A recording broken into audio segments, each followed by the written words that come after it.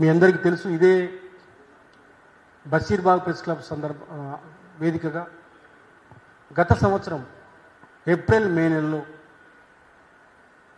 రేవంత్ రెడ్డి గారు స్థానిక సంస్థల ఎన్నికలు నిర్వహించడం కోసం ప్రయత్నం చేస్తున్న సందర్భంలో ఇదే వేదిక మీద మొదటి గొంతుకగా, మొదటి అభిప్రాయంగా, మొదటి డిమాండ్గా ఈ వ్యక్తులే కూర్చొని ఆ రోజు కాంగ్రెస్ ప్రభుత్వాన్ని, రేవంత్ రెడ్డి ప్రభుత్వాన్ని డిమాండ్ చేయడం జరిగింది. మీరు కామారెడ్డి డిక్లరేషన్ ఇచ్చిండ్రు, ఆ కామారెడ్డి డిక్లరేషన్లో కులగణన చేస్తామన్నారు, స్థానిక సంస్థల్లో 42% రిజర్వేషన్స్ ఇస్తామన్నారని చెప్పేసి గుర్తు చేసి కులగణన చేసి 42% స్థానిక సంస్థల్లో రిజర్వేషన్లు పెంచిన తర్వాత మాత్రమే మీరు ఎన్నికలకు వెళ్ళాలని చెప్పేసి కార్యాచరణని ఇదే వేదిక మీదుగా గత సంవత్సరం ఏప్రిల్లో మేము ప్రకటించడం జరిగింది. సరే, చాలామంది వచ్చిండ్రు, చాలామంది మిత్రులు అందుకున్నారు, కోరస్ అందుకున్నారు, వాళ్ళు కూడా ఉద్యమంలో భాగస్వామ్యారు. కానీ మొట్టమొదటి గొంతుక BC Janasabha, Hindu BC Mahasabha, BC Azadi, advocate JAC, OU JAC ఆ రోజు మొత్తము ఈ విషయాన్ని తెలంగాణ సమాజానికి చెప్పడం జరిగింది. దాని మీద సీరియస్గా ఇదే సామాజిక ప్రెస్ క్లబ్ వేదికగా రౌండ్ టేబుల్ సమావేశాలు, మీ అందరూ సాక్ష్యం. అప్పుడు దానికి ఇందిరాబాగ్ దగ్గర మహాధర్నా, ఇందిరాబాగ్ దగ్గర సత్యాగ్రహ దీక్ష, రాష్ట్ర వ్యాప్తంగా అనేక జిల్లాల్లో అనేక కార్యక్రమాలు ఆ రోజు బీసీ జనసభ మిగతా సంఘాలతో కలిసి మిత్రులు సిద్ధేశ్వరన్ లాంటి ఒక సీనియర్ ఉద్యమకారుడితో కలిసి మేమంతా ఆ రోజు చేయడం జరిగింది.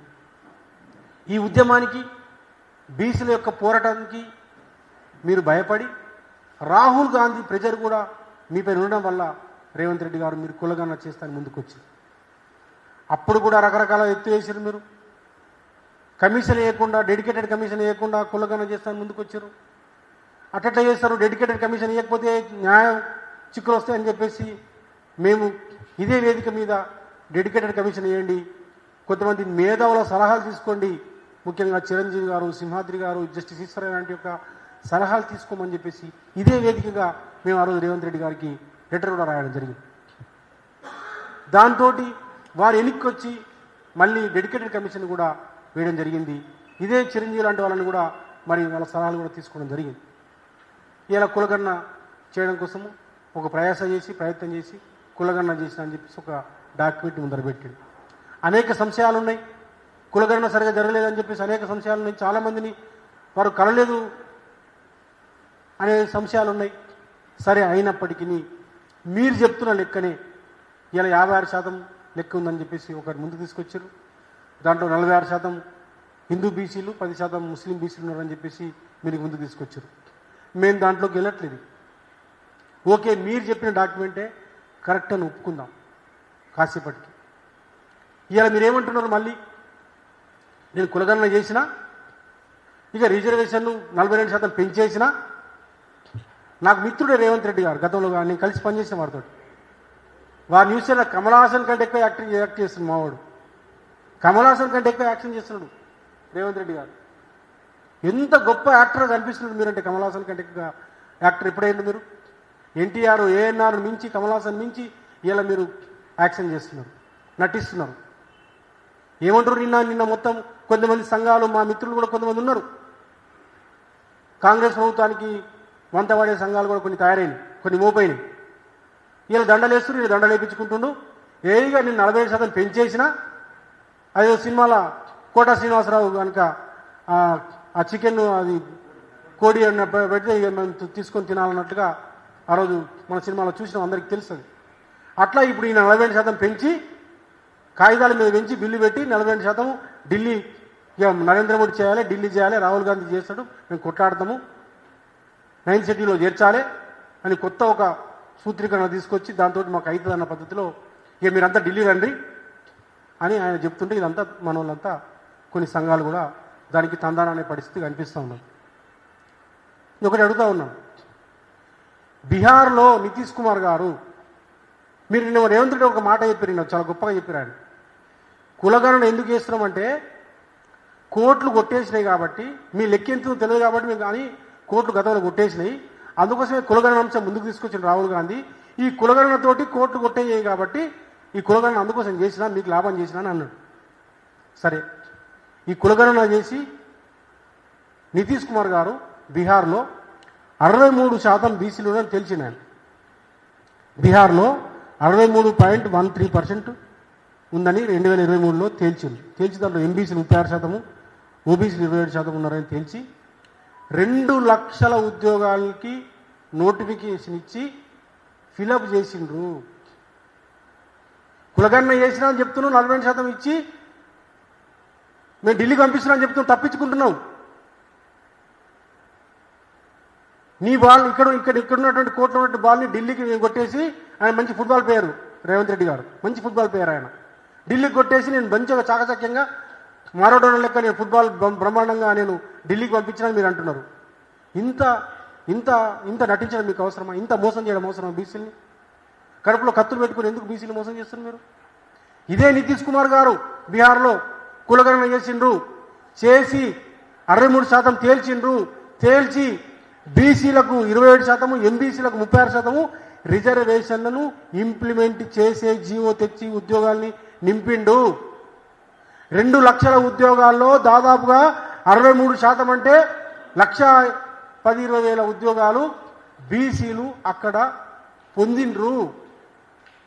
కానిస్టేబుల్ కానీ, గ్రూప్ 1 కానీ, అన్ని గ్రూప్ 2 కానీ, గ్రూప్ 3 ఉద్యోగాలు నితీష్ కుమార్ గారు ఇంప్లిమెంట్ చేసిండ్రు. పాట్నా హైకోర్టు కొట్టేసిన తర్వాత విషయం. కానీ మీరేం చేయాలి? నితీష్ కుమార్ లాగా మీరు ఇంప్లిమెంట్ చేయాలి కదా. 42% విద్యా ఉద్యోగ రంగాల్లో, 42% స్థానిక సంస్థల్లో మీరు ఇంప్లిమెంట్ చేయాలి కదా, జీవో తీసుకొచ్చి ఇంప్లిమెంట్ చేయాలి కదా. నా చేతిలో లేదు, ఢిల్లీ చేతిలో ఉన్నది అని ఎందుకు తప్పించుకుంటున్నారు? దానికి కొన్ని సంఘాలు ఎందుకు వంతమాడుతున్నాయి? ఎందుకు మీరు ద్రోహాలు చేస్తున్నారు? రోజు బీసీఎం చెప్పి మాట్లాడే నాయకులు ఎందుకు ఇవాళ ముఖ్యమంత్రి రేవంత్ రెడ్డి గారికి ఇలా సన్మానాలు చేస్తున్నారు? ఏం సాధించిన సన్మానాలు చేస్తున్నారు మీరు? అంటే రేవంత్ రెడ్డి గారు మోసం చేస్తారు, మీరు కూడా బీసీలు మోసం చేస్తారా సంఘాల నాయకులు? ఇది చాలా దుర్మార్గం. చారిత్రకంగా మనం అంతా కూడా మీరందరూ కూడా మోసం చేసిన వాళ్ళు అయితే ఈ సందర్భంగా చెప్తా ఉన్నాను నేను. సంఘాల నాయకులకు కూడా, మేధావులంటూ నిపుణులకు కూడా ఇవాళ ఇమీడియట్గా నితీష్ కుమార్ ఎట్లయితే ఇంప్లిమెంట్ చేసిండో మీరు చేయండి. ఇది సమాఖ్య ప్రభుత్వం. రాష్ట్రాలకి చట్టాలు చేసుకొని ఇంప్లిమెంట్ చేసే హక్కు ఉన్నది. బిల్లును మీరు ఇంప్లిమెంట్ చేయొచ్చు, మిమ్మల్ని ఎవరు ఆపరు. తర్వాత కోర్టులు ఏం చేస్తేనే తర్వాత విషయం. ఎన్టీ రామారావు గారు చరిత్రను మిగిలిపోయారు. మీరు కూడా గతంలో తెలుగుదేశం పార్టీలో పనిచేశారు. ఎన్టీ రామారావు గారు రామచంద్రరావు కమిషన్ వేసి 80sలో 44% బీసీలకు రిజర్వేషన్లు ఇచ్చిండు. సరే, కోర్టులు కొట్టేసిన తర్వాత విషయం. మేము ఒకటే చెప్తా ఉన్నాం, ఎన్టీ రామారావు గారు లాగా, నితీష్ కుమార్ లాగా మీరు ఇమీడియట్గా ఈ రిజర్వేషన్లని రెండు జీవోలు తీసుకొచ్చి స్థానిక సంస్థల్లో రిజర్వేషన్లకు ఒక జీవో, విద్యా ఉద్యోగ రంగాల్లో రిజర్వేషన్లకు ఒక జీవో తీసుకొచ్చి ఇమీడియట్గా ఇంప్లిమెంట్ చేయాలని చెప్పేసి బీసీ జనసభ, మిగతా హిందూ బీసీ మహాసభ, మా సంఘాలు, విద్యార్థులు అందరం కూడా మేము డిమాండ్ చేస్తూ ఉన్నాం. ఇవాళ మీరు 9th షెడ్యూల్ అని కూడా ఒక అంశం తీసుకొచ్చిండ్రు. 9th షెడ్యూల్లో ఏదైతే తమిళనాడులో బ్రహ్మాండంగా 9th షెడ్యూల్ నేర్చుకొని వాళ్ళు కొట్టాడి కేంద్ర ప్రభుత్వం మీద ఒత్తిడి తీసుకొచ్చి మరి ఆ రోజు జయలలిత గారు 9th షెడ్యూల్లో మరి చేర్చుకోవడం జరిగింది. దాన్ని కోర్టులు కొట్టేయని పరిస్థితి కనిపిస్తున్నది. 9th షెడ్యూల్లో చేర్చడం కోసం కొట్టాడదాం, అది సెకండరీ. కానీ ఫస్ట్ మీరు ఇక్కడ ఇంప్లిమెంట్ చేయండి. మీరు ఇక్కడ ఇంప్లిమెంట్ చేసి మీ నిజాయితీ నిలుపుకొని, మీరు ఇచ్చిన మాటను నిలుపుకొని, రాహుల్ గాంధీ గారు చెప్పిండ్రు, పదే చెప్తున్నారు ఎవరెంత ఉంటుందో వాటా ఇస్తామని చెప్పేసి. అట్లాగే మీరు కూడా చెప్పిండ్రు, ఇప్పుడు కూడా చెప్తున్నారు. కాబట్టి మీ నిజాయితీ ఎప్పుడు నిరూపించబడుతుంది? మీరు 42% రిజర్వేషన్ని విద్యా ఉద్యోగ రంగాల్లో మా పిల్లలకు ఉద్యోగాలు ఇచ్చినప్పుడు, అట్లాగే 42% స్థానిక సంస్థల్లో మాకు రిజర్వేషన్లు ఇచ్చినప్పుడు మీరు నిజాయితీ పనులుగా నిలబడతారు తప్ప తప్పించుకొని మారోడోనా లాగా బ్రహ్మాండంగా మీరు ఫుట్బాల్ ప్లేయరు, కమల్ హాసన్ లెక్క మంచిగా యాక్టర్ అయిపోయినారు. ఇప్పుడు బ్రహ్మాండంగా అందరినీ దబాయిస్తున్నారు. నిన్న నేను ఇట్లా చేసినా అట్లా చేసిన, నేను ఫౌండేషన్ వేసినా, మీరు దీన్ని కాపాడుకోవాలి, కూలగొట్టుకుంటారా ఉంచుకుంటారా మీ ఇష్టం. నేనైతే అద్భుతంగా చేసినా, నేను మరో పూలేనైనా మరో అంబేద్కర్నైనా అని ఆస్కార్ లెవెల్లో మీరు నటిస్తున్నారు రేవంత్ రెడ్డి గారు. ఇంత దిగజాడడం అవసరం మీకు? అంటే కనీసం మేము గొర్రెలు కాస్తున్నాయా, మేమంతా గుర్తు చేసుకుంటున్నాము, కానీ చదువుకున్నాం మేము.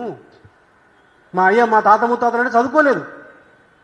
ఇలా మేము చదువుకున్న వాళ్ళం ఉన్నాం. ఇడా మేము పొలిటికల్ సైన్స్ చదివిన పిల్లలు మేమంతా ఇక్కడ ఉన్నాము. మా దత్తాత్రేయ ఉన్నాడు, మా మా మా మా మా అడ్వకేట్ ఉన్నాడు, ఇక్కడ మా సిద్ధాంత్ ఉన్నాడు, అనేక మంది ఉన్నాం కదా. ఇక్కడ సమాఖ్య సిస్టంలో, ఫెడరల్ సిస్టంలో ఏ రాష్ట్రాలకు ఆ రాష్ట్రాలు చట్టాలు చేసుకుని ఇంప్లిమెంట్ చేసుకునే హక్కు ఉన్నది. కాబట్టి ఇమీడియట్గా మీరు చట్టం చేయండి. 9th షెడ్యూల్ ఇంకొక అంశం చెప్తున్నాను నేను, చాలా మంది తెలియదు, కొంచెం తెలుసు కొంచెం తెలియదు. 9th షెడ్యూల్లో చేర్చిన తర్వాత కూడా అది గ్యారంటీ లేని పరిస్థితి కనిపిస్తున్నది. ఎందుకంటే సుప్రీంకోర్టు 2007లో ఒక జడ్జిమెంట్ ఇచ్చింది. IR Coelho commission, IR Coelho విషయంలో సుప్రీంకోర్టు ఒక జడ్జిమెంట్ ఇచ్చింది. 1973 తర్వాత law added to the 9th schedule after 1973 could be challenged if they violated the basic structure of Indian Constitution. 72 తర్వాత 9th షెడ్యూల్లో చేర్చిన అంశాన్ని సుప్రీంకోర్టు న్యాయ సమీక్ష చేయొచ్చు అని చెప్పేసి ఆల్రెడీ ఒక జడ్జిమెంట్ వచ్చింది 2007లో. అంటే ఆపరేషన్ సక్సెస్, పేషెంట్ డెడ్. ఇదే కదా రేవంత్ రెడ్డి గారు మీరు చేస్తుంది. కాబట్టి ఇమీడియట్గా మేము డిమాండ్ చేస్తున్నాము, మీరు 2 జీవోలు తీసుకొచ్చి ఉద్యోగాలు ఇవ్వండి.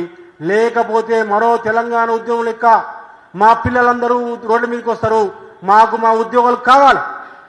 ఆ రోజు తెలంగాణ కోసము మేము అరెస్ట్ అయినాం, మేము జైలుకు పోయినాం, మా పిల్లల ఉద్యోగాల కోసం మా ఉద్యోగాలు వదులుకున్నాం. ఆ రోజు నేను గ్రూప్ 1 మెయిన్స్ రాసిన 2 సార్లు. మా పిల్లలందరూ కూడా చాలామంది ఉద్యోగాలు వదులుకొని మా పిల్లలకు ఉద్యోగాలు వస్తాయని చెప్పేసి మా ఉద్యోగాలు మాకు కావాలని ఆ రోజు మేము కొట్లాడినాము. వచ్చిన తెలంగాణలో ఇలా మా వాటా మాకు రావాలి. మేము బీసీలం 56% ఈ రాష్ట్రంలో ఉన్నాం. ఇమీడియట్గా 42% విద్యా ఉద్యోగ రంగాలకు సంబంధించి ABCDE గ్రూపులు ఉన్నాయి. మాకు 4 గ్రూపులు. ఎవరికి 42%లో ఎవరి జనాభా ఎంత ఉంటే అంత ABCDE గ్రూపుగా వర్గీకరించాలి. దామాషా ప్రకారం ఏ గ్రూపులో ఉన్న వాళ్ళ జనాభా ఎంతున్నది, బి గ్రూపులో ఉన్న వాళ్ళ జనాభా ఎంతున్నది, సి గ్రూపులో ఉన్న జనాభా ఎంతున్నది, డి గ్రూపులో ఉన్నది ఎంతున్నది, ఈ గ్రూపులో ఎంతున్నది. ఈ 5 కేటగిరీలకు సంబంధించినటువంటి జనాభా దామాషా ప్రకారము ఈ 42%ని డివైడ్ చేసి వర్గీకరణ చేసి మా ఉద్యోగాలు మాకు ఇవ్వాలి. ఎందుకంటే ఆల్రెడీ వర్గీకరణ ఉన్నది, మాకు ఇక్కడ ప్రాబ్లం లేదు. కాబట్టి ఇమీడియట్గా జీవో తీసుకురండి, ఇంప్లిమెంట్ చేయండి.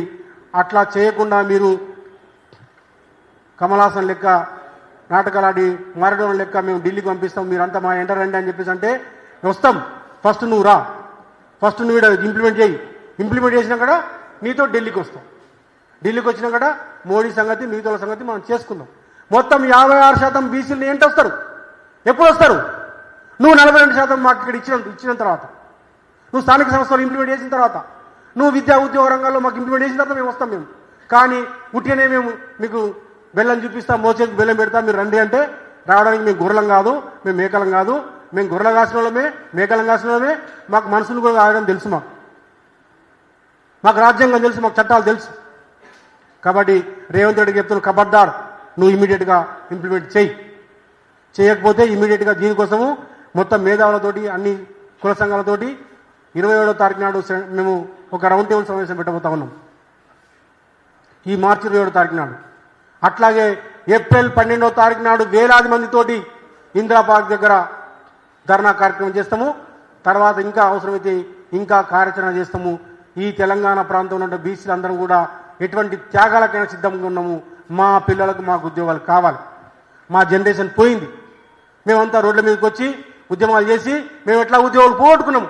కానీ మా తమ్ముళ్ళకు, మా పిల్లలకు ఉద్యోగాలు రాకుండా ఉంటే ఊరుకునేడానికి సిద్ధంగా లేము. ఇప్పటికీ ఈడబ్ల్యూఎస్ పేరిట ఇలా 10% రిజర్వేషన్ పోయినాయి. ఎస్సీ ఎస్టీ సోదరులకి వాళ్ళ జనదామాస ప్రకారం వాళ్ళకి వస్తున్నాయి. మేమేం పాపం చేసినాం? మాకెందుకు రావద్దు ఉద్యోగాలు? మా పిల్లలు ఎందుకు ఉద్యోగాలు చేయొద్దు? కాబట్టి మరో తెలంగాణ పోవటానికి మేము సిద్ధమవుతున్నాము. మా ఉద్యోగాలు మాకు కావాలి, మా ఉద్యోగాలు మాకు కావాలి, మా వాటా మాకు దక్కాలి. ఇమీడియట్గా నువ్వు ఇంప్లిమెంట్ చెయ్యి.